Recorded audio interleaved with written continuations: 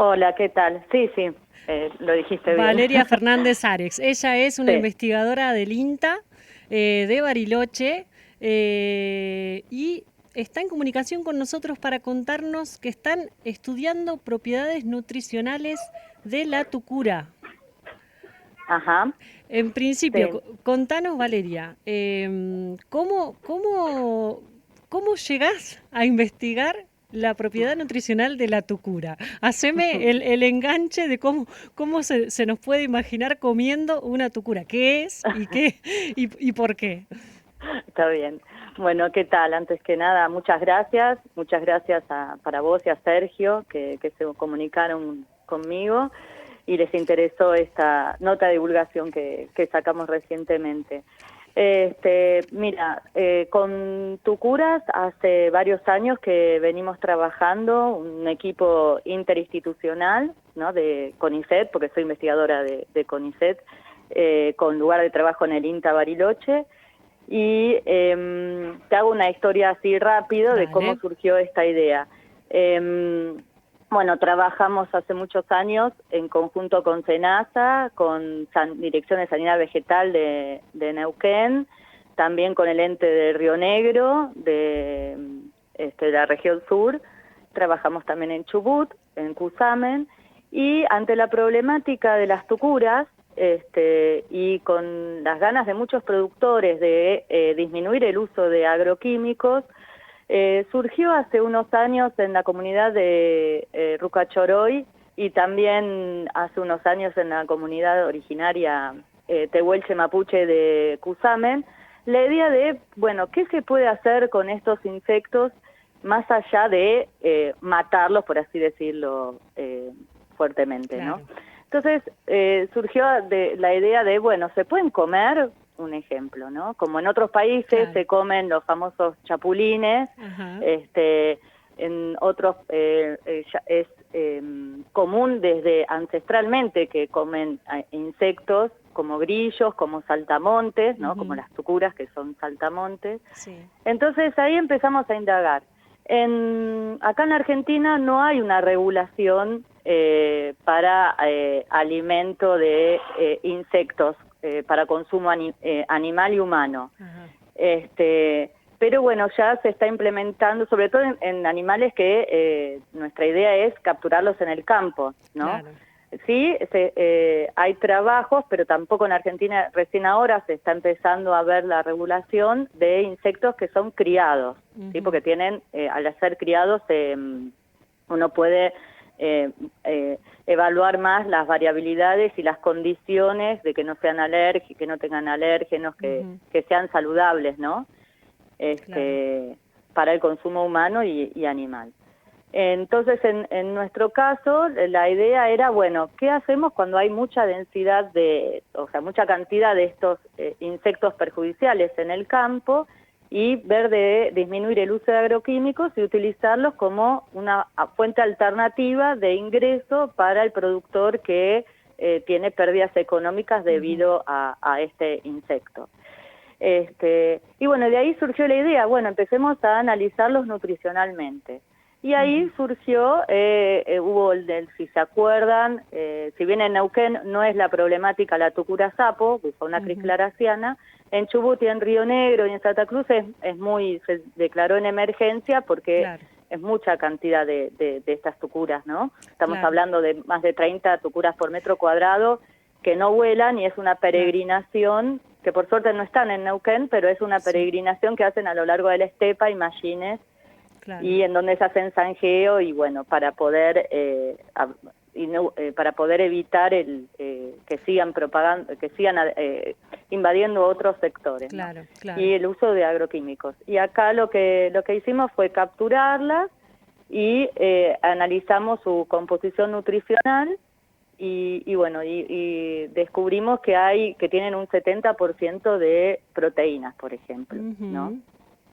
Ujú. Este, la que estamos analizando es para el uso de consumo animal. No está todavía Ajá. la regulación para humanos Ajá. y para animales, pero bueno, acá como sería capturado en el campo, vamos más por el lado del consumo animal, Ujú. porque bueno, sabemos que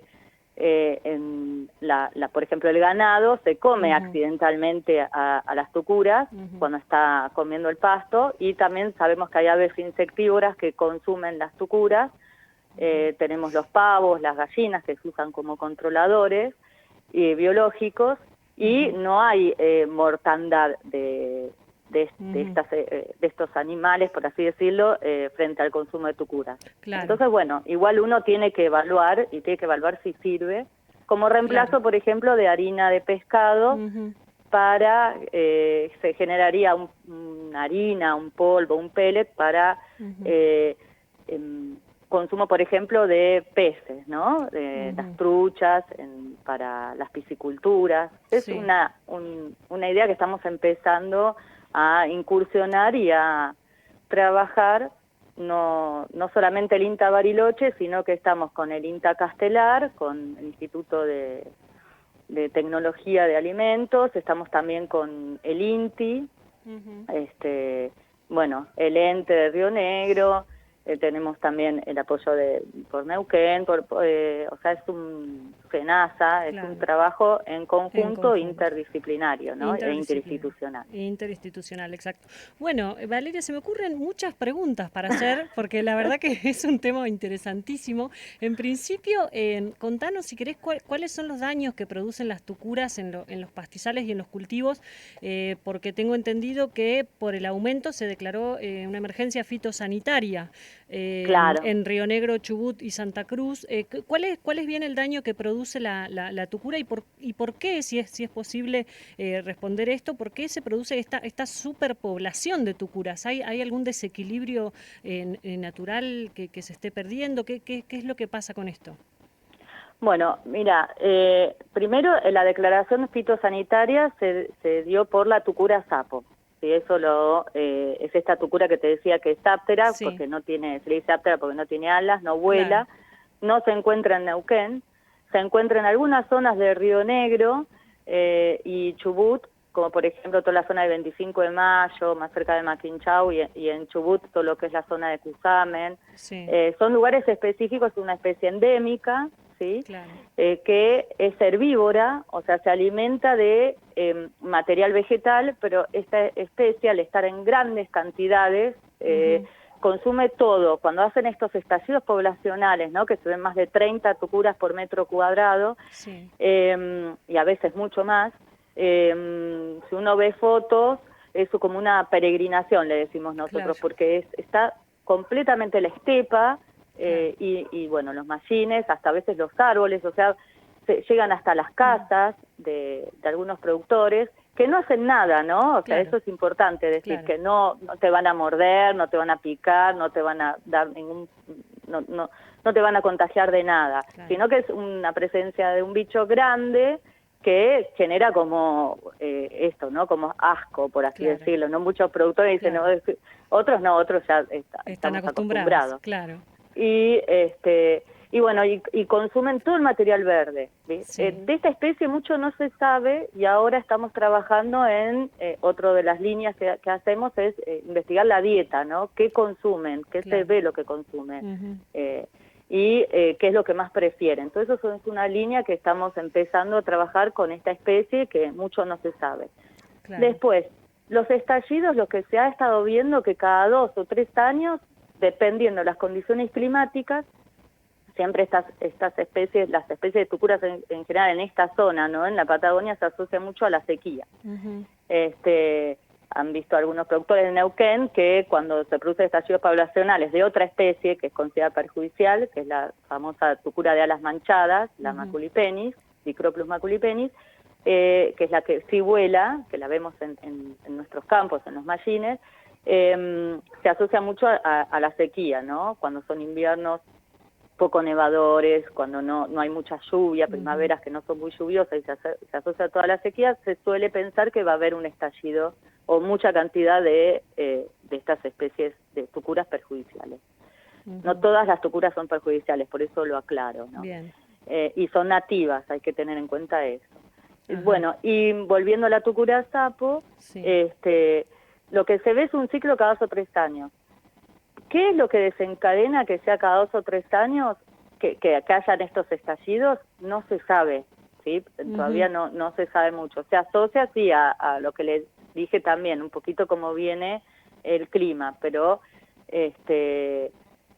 lo que sabemos es eso, que a 2 o 3 años hay que estar bien atentos de que puede haber un estallido poblacional. Sí, lo que vimos es que a lo largo de estos últimos años, cada 2 o 3 años de estos últimos años, por ejemplo del 2009 hasta ahora, cada vez hubo más cantidad de tucuras en estos estallidos. ¿Sí? No es como que fue mermando, sino como que hay cada vez más. Por eso lo de la emergencia. Bien. Y estos insectos tienen la particularidad de que hacen diapausa o dormancia, que es que cuando las condiciones no son óptimas, los insectos en general, cuando las condiciones no son óptimas, para su desarrollo y para su bienestar, por así decirlo, quedan como dormidos, ¿sí? En una etapa de su ciclo de vida. Y cuando las condiciones se vuelven propicias para que se desarrollen bien y tengan una buena vida, por así decirlo, y dejen sus descendencias y se alimenten bien, es cuando se despiertan y continúan su ciclo. Entonces, esta especie, que se les conoce como que hace diapausa, y otras especies de tucuras que hacen diapausa embrionaria, es que sus huevos están bajo tierra, y cuando las condiciones no son propicias para su desarrollo, quedan algunos huevos quedan en el estado de dormancia, ¿no? Diapausa o latencia, como quieran llamarlo, y cuando las condiciones climáticas y de humedad, temperatura son propicias, ahí nacen. Entonces, ¿qué pasa? Emergen los que están en diapausa más los que fueron depositados por las hembras del año anterior. Entonces ahí se producen los estallidos. Los estallidos. ¿Tienen estos estallidos alguna época? Mencionaste recién las épocas de sequía, pero en algunos meses en particular, en algún momento que sepan que va a ser momento de tucuras, o simplemente cuando se sabe que hay sequía o más sequía de lo habitual, se sabe que puede aparecer esta especie así en estallido poblacional. Sí, no, lo que sabemos es que, por ejemplo, para la zona de Neuquén, con la tucura alada, que no es la que estamos hablando hoy, ¿no? Con las tucuras aladas en las zonas de mallines, ahí se sabe un poquito más. Entonces, por ejemplo, en Neuquén, en Río Negro, en toda la zona de la Patagonia, generalmente lo que le recomendamos al productor es que a medida que, por ejemplo, para septiembre, fines de septiembre, octubre, ya empiece a recorrer los mallines en la zona donde se vieron los adultos el año anterior. Generalmente, que es donde ponen los huevos, generalmente son mallines en las zonas que están por debajo de los alambrados, en zonas donde no hay mucha cobertura vegetal, ¿sí? Entonces ahí suelen poner los huevos las tucuras. Y lo que decimos es que en septiembre, octubre, todo depende de cómo vino el clima, más o menos ahí empiecen a recorrer una vez cada 15 días o por mes esas zonas de emergencia que ya muchos productores la conocen, y para ver si empiezan a ver tucuras. Y ahí hay que seguir para ver cómo hacemos todo el plan de manejo, ¿no? Claro, y en cambio la tucura sapo es más difícil porque es más de estepa. Entonces los productores tienen que recorrer la zona de estepa donde las vieron, y por ejemplo en Chubut es en julio, ¿sí? Aún con nevada se ha visto presencia del año pasado, pero poquitas, ¿no? De emergencia de tucuras, y en Río Negro se corre un poco. En Chubut es a fines de julio, en Río Negro es agosto, que hay que empezar a recorrer para la especie de tucura sapo. Para tucura sapo, claro. Es importante remarcar esto, ¿no? Que la tucura sapo es un insecto nativo y que juega un rol importante dentro del ecosistema, y que no están hablando de eliminarla, sino de saber manejarlas, que no es lo mismo. Proponer un sistema de manejo y uso, ¿no?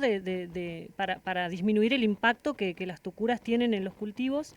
Bueno, es que proponen estos estudios para para ver las propiedades nutricionales de la tucura. Otra pregunta que se me ocurre, Valeria, es cómo se va a implementar o cómo pensás que puede implementarse esta casa de tucuras. Imagino que no debe ser una tarea nada fácil. ¿Cómo se logra algo así? Bueno, por empezar, continuando, ¿no?, con lo que vos decías, Sí. empezamos a evaluar la tucura sapo, porque era la que teníamos en mayor cantidad y era el momento de toda la emergencia y todo. La idea es también evaluar las tucuras de alas manchadas, Ajá. Y bueno, y continuar, ¿no?, con otras tucuras que son problemáticas a nivel nacional. Ahora estamos apuntando más a la tucura sapo, que ya tenemos unos resultados preliminares, y con lo poco que pudimos hacer por el tema de la ASPO, ¿no?, de todo lo que Sí. está pasando con la pandemia. Sí. Pero bueno, vamos avanzando lentamente. Bien. Y con resultados buenos, ¿no? La idea es generar, por ejemplo, si estas tucuras resultan que se pueden utilizar como una ración alimenticia con otras propiedades, porque obviamente necesitan, por ejemplo, los peces necesitan distintas propiedades nutricionales para poder desarrollarse, y depende de la etapa del ciclo de vida del pez, ¿no? Un pez cuando es juvenil consume una cierta cantidad de, por ejemplo, de proteínas y de otros agregados, claro, y cuando es adulto necesita otra. Bueno, lo que hacemos, que también me olvidé de mencionar, junto con el INIBIOMA y con la Universidad del Comahue, estamos trabajando con acuicultores y con otros investigadores para poder desarrollar esta ración, si es todo óptima, ¿no?, la tucura como consumo, para alimentar a los peces. Ahora viene la pregunta del millón, ¿no? Sí. ¿Cómo las capturamos? ¿Cómo porque se obviamente capturan? Porque la imagen mental que se viene es bastante graciosa, ¿no? Sí, porque eso sí, y es la pregunta del millón de cuando contamos, ¿no?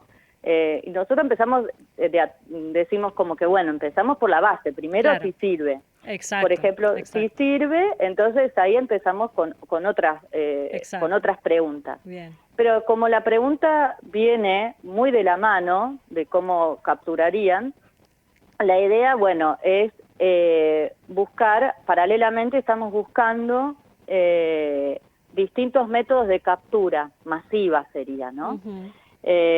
Entonces, por ejemplo, para la tucura sapo, que no tiene alas, es más fácil la captura, por así decirlo, ¿no? Claro. Entonces, lo que estamos viendo es trabajar con viste como esas, no me sale ahora la palabra, porque no me acuerdo bien, pero son esas, cuando se fumiga, que tiene como, se ve como una aspiradora grande, pero que saca para fumigar, bueno, es al revés, en otros países también se utilizan, es como una aspiradora, sería como una aspiradora gigante, ¿no? O sea, hay que un poco abrir la cabeza, porque uno al estar de campo empieza a pensar distintas alternativas, escuchamos, ¿no?, distintas propuestas por parte de los productores y otros colegas, pero bueno, hay que estar abierto porque es un nuevo mundo y es una cuestión innovadora, ¿no? Acá lo interesante es que no solamente nos sentamos a escribir trabajos científicos, sino que la idea es innovar junto con el productor, ¿no? Y con otras instituciones. Y bueno, y uno puede ser eso, otro también era mediante algún zanjeo y ver la forma de recolectar. Para la tucura sapo hay distintas alternativas que estamos viendo de poner a prueba, y el tema son las saladas, que es más difícil. Habíamos visto un método de captura con luces nocturnas que se usaban en otros países, pero después tendríamos que ver cómo implementar eso, y si no, bueno, otros tipos de capturas que se usan para otros insectos, de recolección de cuando están volando. Después tenemos las típicas redes, ¿no? Lo que pasa es que yo no me veo con todos con las redes buscando. Pero bueno, son distintas variantes que van de la mano mientras estamos analizando si son óptimas o no para consumo animal, ¿no? Claro, espectacular. La verdad que al ser, como vos decís, un elemento innovador, esto permite también abrir la propuesta a gente que tenga, que tenga, bueno, conocimientos o ganas de aportar ideas y cosas. Lo que te iba a preguntar, Valeria, era si existe algún antecedente, algún precedente en Argentina o en otros lugares sobre la captura y sobre el consumo en animales. Creo que dijiste que en seres humanos todavía no, de la tucura sapo, sus estudios se han basado en algunos otros que ya sí existen, o es es nuevo todo acá en Argentina. Acá en Argentina somos un grupo nos decimos así como entomófagos o de investigadores que trabajamos en estudiar el consumo de insectos tanto para animales como para humanos. Bien. ¿Sí? Si bien no está implementado, sí. No está la regulación, pero bueno, se están haciendo investigaciones para ver el tema de la regulación, ¿no? Exacto. Entonces, para regular algo hay que hacer una investigación previa para ver si es óptimo o no. Claro, exactamente. Sí, somos un grupo, por ejemplo, hay colegas que están trabajando con larvas de mosca para consumos animales, grillos, de hecho ha salido un PICT de un colega que para usar raciones de grillos con pan, o sea, somos varios que estamos trabajando en esto y por suerte estamos, que es lo más rico de todo esto, de que estamos compartiendo nuestras experiencias y nuestro trabajo en conjunto, ¿no? Claro. Y eso es lo bueno de que estamos todos unidos y que no hay recelos, ¿no? Que se trabaja todo en conjunto en las distintas temáticas. Ellos sí es con cría. Nosotros acá en la Argentina somos los que estamos trabajando en la captura en el campo, ¿no? No criar. La idea nuestra no es criar en un principio, porque justamente es una plaga. La idea es tratar de trabajar. La idea que surgió es, bueno, frente a una problemática para el productor, ¿qué otras cosas se pueden hacer? Más allá de lo que ya hay hoy en día como para manejo, ¿no? Los hongos, los agroquímicos, las aves insectívoras, bueno, ¿qué otra cosa más? Y surgió esta idea entre los productores y nosotros los investigadores técnicos. Entonces, de ahí. En otros países sí, en otros países ya está regulado el uso de insectos para consumo animal y humano. De hecho, hay barras de proteínas para deportistas a base de insectos. Hay distintos tipos de alimentos para humanos con insectos de cría, ¿no? En otros países. Así que bueno, acá yo sé que es algo nuevo, mucha gente como algo innovador también va a estar reticente frente a los desconocidos, el miedo, pero bueno, es una alternativa del reemplazo por ejemplo, de la carne, ¿no? Claro. Y 70% de proteínas no es un dato menor tampoco. No, dentro de estos insectos pertenecen al orden de los ortópteros, se le dice, ¿no? Donde están los grillos, donde están las langostas, ¿no? Los saltamontes. Y en general se ha visto que otras especies de estos insectos están entre un 50 a un 70, un 75%, 40%, o sea que es una cantidad alta, es una ¿no? cantidad. de proteínas. Y bueno, estos son los insectos que capturamos en Cusamen y hay que seguir, o sea, este es el primer resultado preliminar también tenemos una baja cantidad de grasas, creo que es un 11%, si no me equivoco, de carbohidratos, pero hay que seguir, ¿viste? Ahora no estamos viendo las vitaminas, o sea, como que es un proceso de mucha análisis Sí. y bueno. Completamente. Bueno, Valeria, te agradezco la comunicación y bueno, vamos a ver cómo sigue toda esta situación de esta investigación, con lo importante que es que entidades como el INTA, el CONICET, estén trabajando mano a mano con los productores y los agricultores, bueno, rescatar esta situación y bueno, te agradezco haberte comunicado con nosotros.